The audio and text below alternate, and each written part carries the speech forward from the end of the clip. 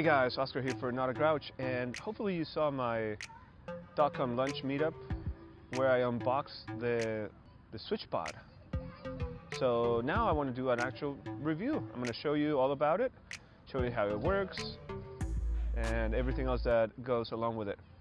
It's actually pretty simple, but I want to show you how it all works and what my setup looks like. So I'm actually going to put this down and record it with my phone a little bit, and then I'll break it down and show you what each part is. So let me put this down here. So I'll adjust this a little bit. All right, let's do a switch. That's what this looks like now. That's the Switchpod right there. And I'm right now at the park with the kids, so that's why you see it on the grass. So this from here down, that's the Switchpod. So that's the logo. Now this right here, those are actually just like any of the other threads that you find for camera equipment. So you can attach a microphone, a lamp, external battery, whatever it is that you need to do, same as you would attach from the bottom of the camera. And I'll show you in a minute. So I'm going to put my phone down for a moment. This part here, I added. So this whole thing, I added myself because otherwise the camera just sits flat on this. And while that's still good, it doesn't give you the flexibility to turn the camera, to move it around like this. With a ball head attachment here, you can move it around. And it's pretty neat. And I also have the Maketheswitch adapter here, which allows for quick release of the camera, and I'm only using one hand, so I gotta be careful, but this way I can just take it away, put it somewhere else. So that's what the Switchpod looks like the way I have it set up. Let me show you. So you see, that was pretty easy to fold up, and the benefit of that is once you have it like this, you just vlog around like this. It's pretty neat. When you're ready to open it up, boom, it's ready to go. So let me put the camera back on. Alright, so we loosen this up a little bit, and then I'll be able to put the camera on there.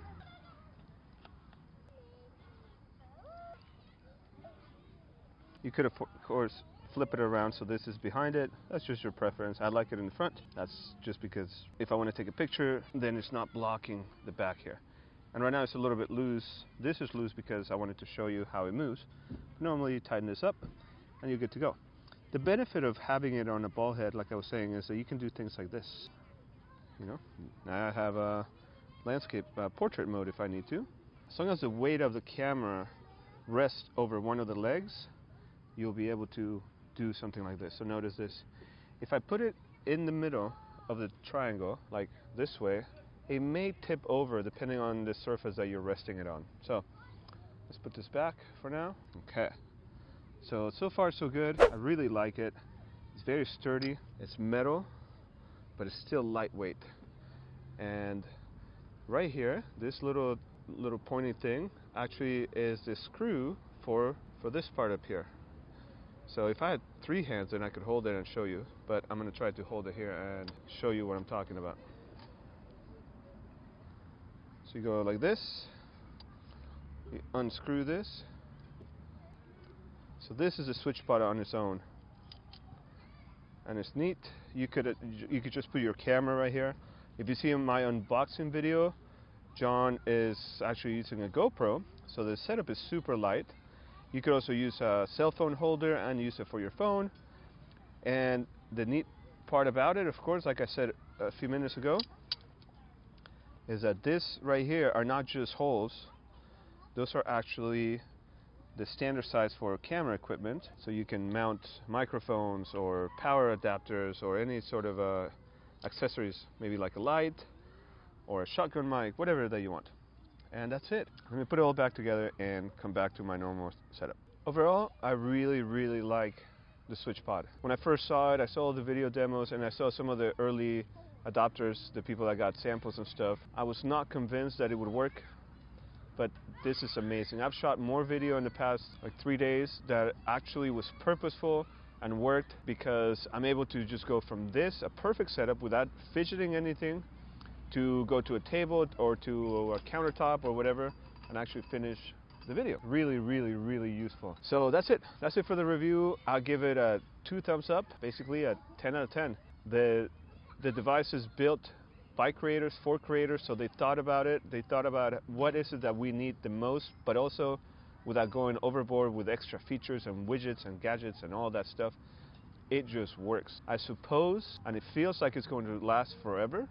I don't see a lot of chances for it to break down. Right now, the only thing is, you know, it does exercise different muscles that I am not used to, so I have to work on that. But with the addition of a ball head, as I did right now, you know, I can extend my reach a little bit further, and it's just perfect. It is one of the few perfect gadgets that I have, and I really, really appreciate that they built this. Now, it's not cheap, but it's comparable to the top of the line Gorillapod, and I would go as far as to call this the Gorillapod killer. This is it. I mean, the Gorillapod wears out, you have to replace it. The Gorillapod is clunky, it could take you a minute to set it up when you go to a table. And I was just talking to my friend the other day, my friend Jason, by the way, quick shout out to Jason. And I said, look, you know, I always tell people, oh look, I could take my Gorillapod and wrap it around a tree, hang it from a branch, or adjust the legs so that I can get a level shot even when it's an uneven surface. But the reality is, I've never had to do that. I've never used that feature with my DSLR. It's neat, and the idea that you could do that is great. I've never actually used it. I've had it for almost a year now. I had the little ones for my other smaller cameras, and I think I wrapped it around a pole one time years ago, like when they first came out. And after like a minute or so, you get one of those, it just kind of limps down, and then you have to go adjust it again. It sounds like a really cool feature to have, but you never really use it. And vloggers don't need it, because we're either on the move like this, or we'll set this up on a flat surface. And if you don't have a flat surface, just add the ball head holder, and now you can level it up even if your surface is a little bit on an angle or anything. And the fact that it's 3 points of contact makes it so that almost any surface that you have, you can create a plane. You know, 3 points make a plane, right? Remember your basic geometry class? So you can just kind of fidget it around, figure it out, and then rotate your camera until you get a level shot, which is still faster than setting up a Gorillapod. Anyway, that's it for now. I believe there's a coupon code that will give you $10. I'll put it down in the description below or in the blog post. If you're watching this on my blog, look in the body of the blog post for coupon code and use my link so you can get a better price. And I'll talk to you later. Thanks for watching. Bye-bye. Hey, and if you made it all the way to the end of the video, which you did, click on one of those videos right here. One of them is the latest video I posted besides this one, and one is the one that YouTube recommends for you. And there should be a picture in my face where you can actually subscribe to the channel so you get notified. See you later.